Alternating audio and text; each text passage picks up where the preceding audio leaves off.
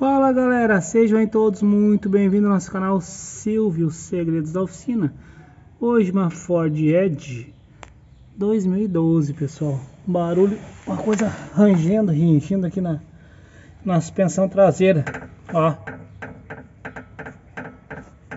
Mexe aqui na bucha do estabilizador, pessoal, ó. Faz barulho, ó. É aqui, pessoal, essa bucha aqui, ó. Aqui tem uma bucha, ó. Só que aqui na autopeça não tem pra trocar. Eu vou encomendar no Mercado Livre. Mas eu vou desmontar aqui para parar esse barulho xarope. Vou colocar uma graxa de silicone aqui no meio. E aqui eu calço ela com uma borrachinha na volta aqui, ó. De câmera de pneu. Eu coloco na volta e coloco essa graxa de silicone aqui, ó, no meio. Daí o barulho para. Do outro lado lá eu já fiz o serviço. Tu nem disse que foi colocada a borrachinha por lá, pessoal. Olha lá pra vocês verem, ó. Nem aparece a borracha que eu coloquei ali atrás. Aí depois, a hora que voltar, ó, a hora que eu comprar as buchas e voltar, a hora que eu comprar as buchas e chegar, eu faço um vídeo ensinando a trocar, tá bom? E outra coisa que pode, isso aqui no caso é um ringido chato, ó, tá?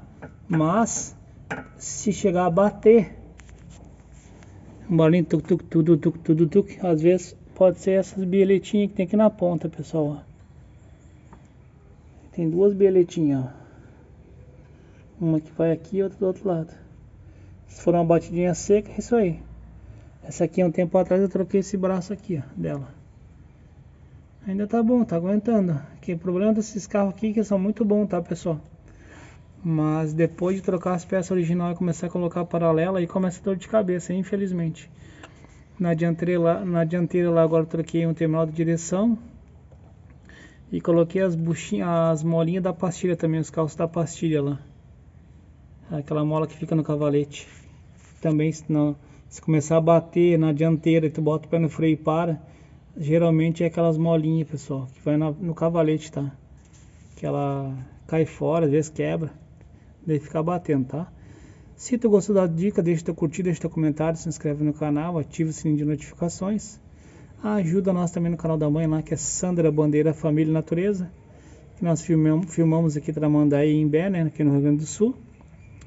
E eu tenho outro canal também de pesca, que é Silvio Traíra em Movimento, dá uma ajudinha lá. E o Nolan, meu sobrinho, também tem um canalzinho dele que é Nolan Criatividades. Um forte abraço para vocês aí, pessoal, e valeu!